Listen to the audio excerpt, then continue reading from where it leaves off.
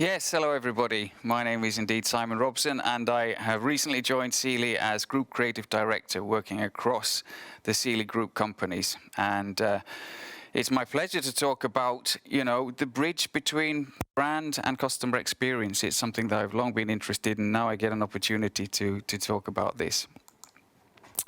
So it's a phrase that has been bandied around quite a lot, but it's not about what brands do particularly.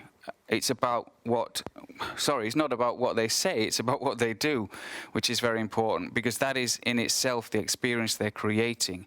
It's vastly important that you have an experience that kind of reflects the services, the attitude that you have. And doing that correctly is very important in this day and age. Because digital experiences now literally define brands. We live in a world where audiences can literally rate brands based purely on the experiences they receive, and they do, as you know. I mean, people are very vocal out there. I read a statistic actually earlier this week that said that 75% of people during the pandemic period have actually changed the brands that they follow and the brands that they interact with in their interactions online. So hugely fickle audience out there that we really need to be able to understand and interact with in such a way that they feel comfortable about the experiences they're receiving, and moreover they speak highly of the brands that they are interacting with. Because meaningful interactions are hugely important. It's not enough just to, like I say, it's not enough just to say that you are creating an experience, or to say that you have an attitude as a brand. You need to demonstrate that, because people can see through interactions that are not genuine, and therefore they don't trust the brands as they move forward with them, as they interact with them moving forward. Because it's not enough to be appealing on the surface. One has to be much deeper than that to really kind of foster the conversation and to really get the brand to appeal to the audience. It's your depth of character that really leaves that lasting impression. It's like any person that you interact with. And that's how we have to think about this. Now, it sounds like common sense, but common sense is actually not that common in many ways. And it's really important to be human-centric and think about your audience at the sort of end of the line, as it were. They are interacting with you, and they expect a human-like approach, and therefore you should adopt that human-like approach as much as you possibly can, and therefore really talk to people as they are humans. Interacting, it's not just a word. It means that you need to have a two-way conversation. You need to really, have a backwards and forwards conversation. I was reading about Gymshark, a brand that I think you'll be very familiar with. How they interact with their audience is really interesting, to the point of even sharing the data that they derive from their audience back to their audience. So it becomes a really kind of collaborative situation, which is a point also on here. Be supportive. Particularly in these days of COVID-19, brands are looking to see how they can support their audience and really kind of reinforce, their good intentions by actions. Hugely important to be that kind of voice of support in so many ways.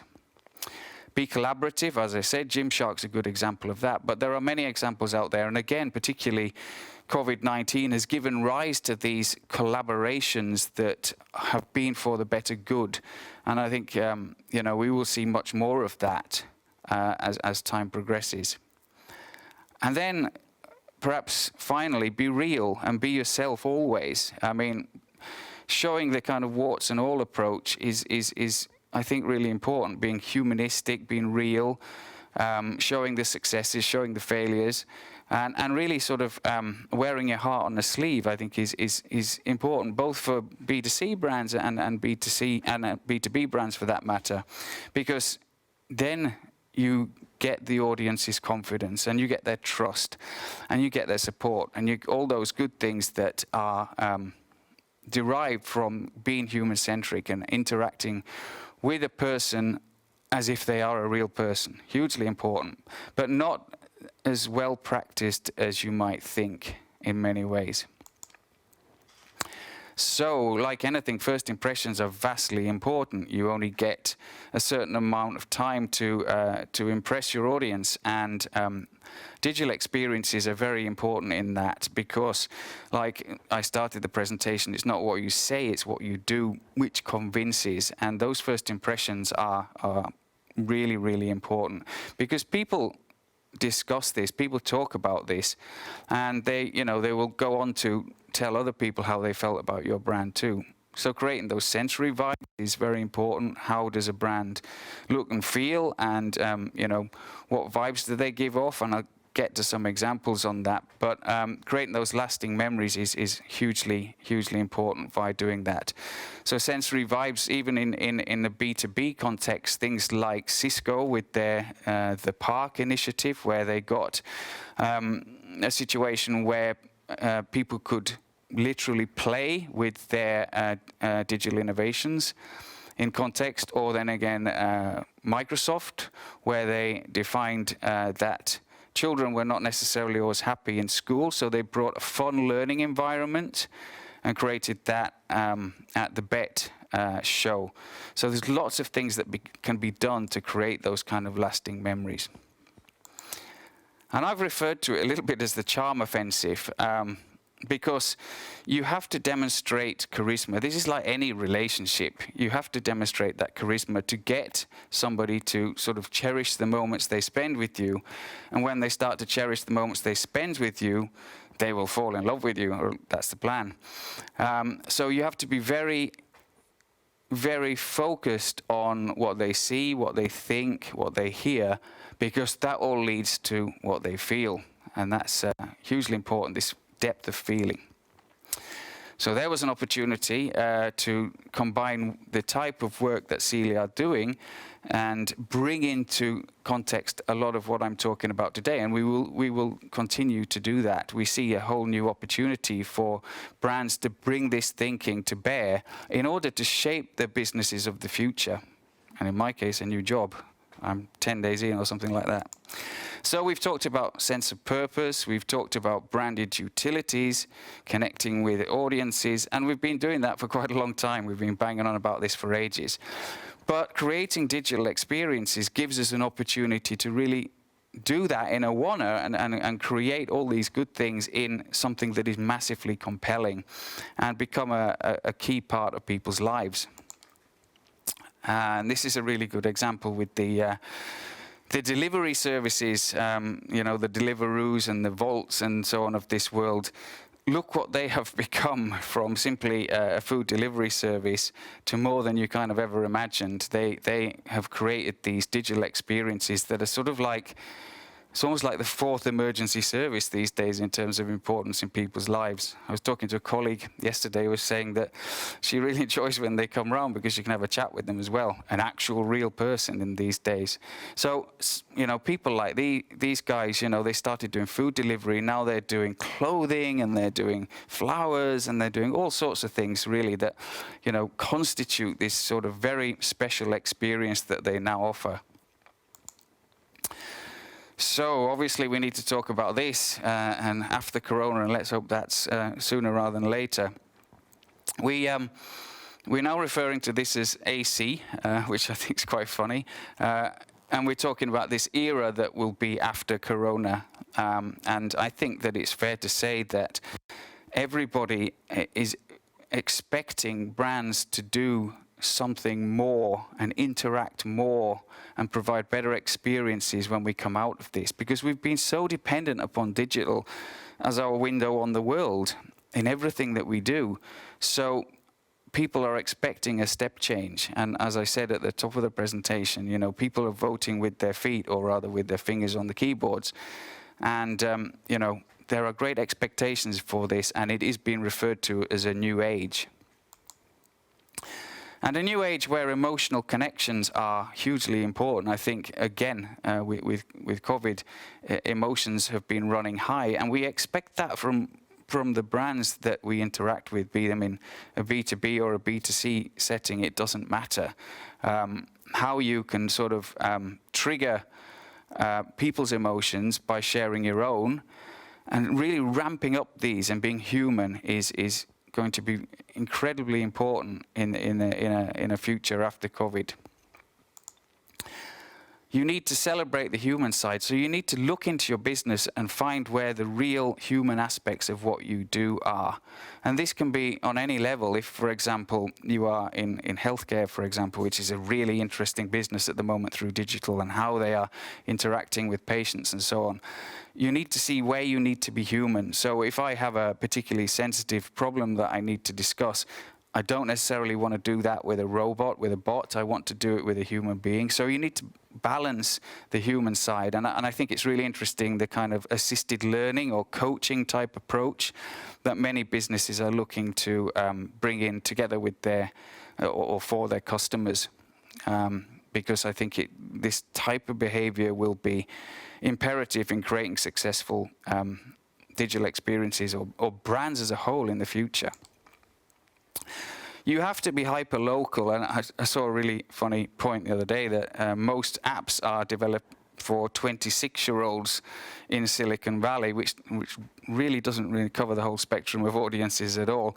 So I think you need to be hyper-local, and to a certain extent you need to focus upon the area that you are talking to, because if a message comes from London or New York and you live in Helsinki, it may lose its relevance. So when you can be local, you should be local, and you should share that in the experiences that you put out there.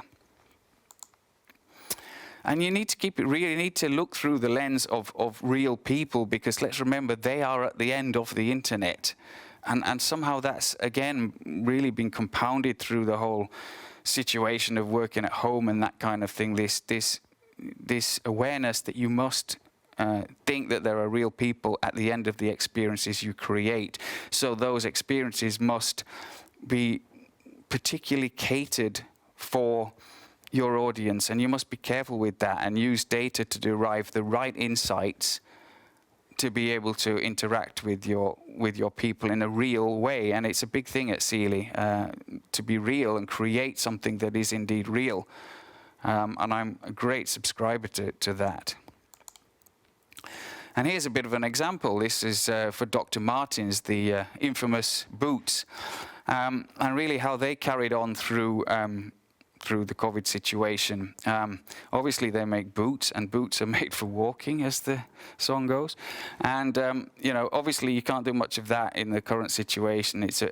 But you have an iconic product like this, which has a lot of furore around it. How do you kind of keep the conversation going for such an iconic product? And what they did really was to engage into community conversations through lockdown and be present as a brand through the experiences that they created.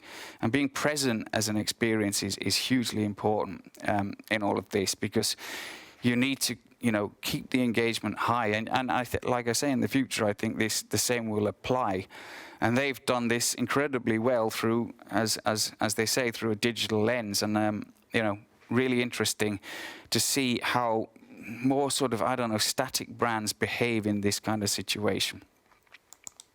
It is indeed a pivotal time. And like I said, many people refer to this as a kind of new era. And I believe that digital services, digital experiences, digital interactions, attitude, charisma will define the future success of brands, because, as I said at the beginning of the presentation, the audience is in charge, and that is in B2B or B2C just the same. And they dictate very much, your success. So you need to have a genuine, authentic experience backing up your products, your services, your point of view. It's hugely important now more than ever.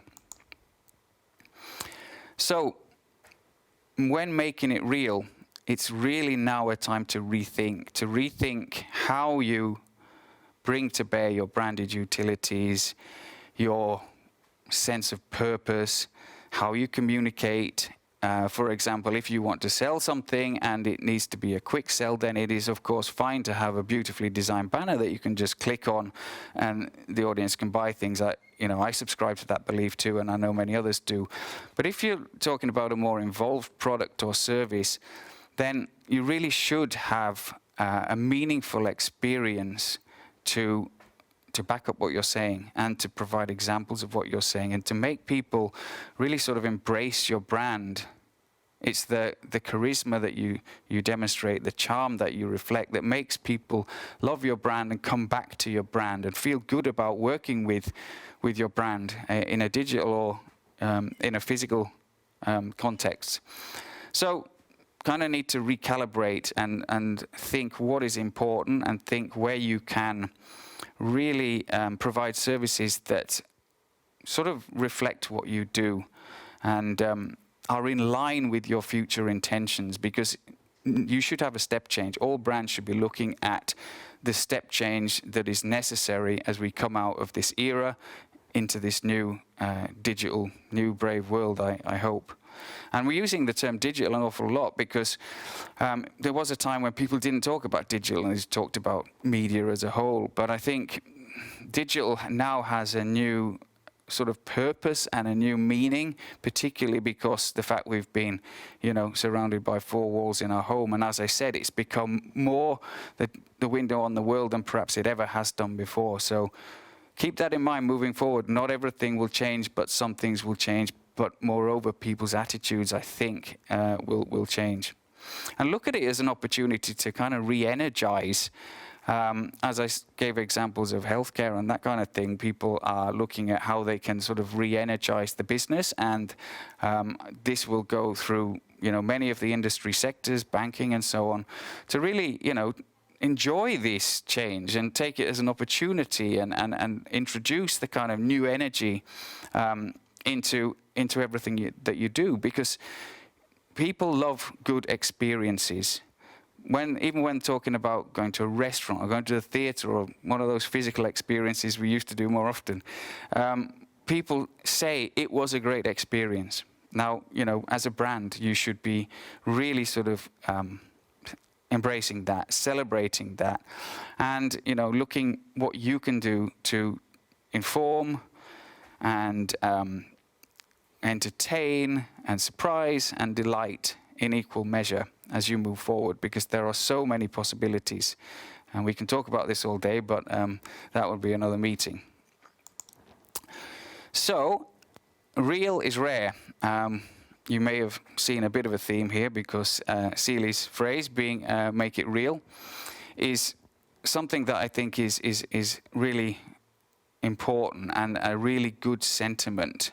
Because, like I say, there's been many good intentions and there's been many conversations in the past about bringing in sense of purpose and all that kind of thing. But in reality, the names of brands that do this are still relatively few and far between. So there's a real opportunity to bring a realness to your brand, a sense of reality, and be the brand that you've always wanted to be in terms of how you interact with your consumer base. Because it is the time. Like I said, people are fickle, people are voting with their feet, and the expectations now are higher than ever. So I think it's an interesting time we're going through. I think it will be an even more interesting time that we're coming towards as this new era of digital breaks free. So really exciting times. Thank you very much indeed.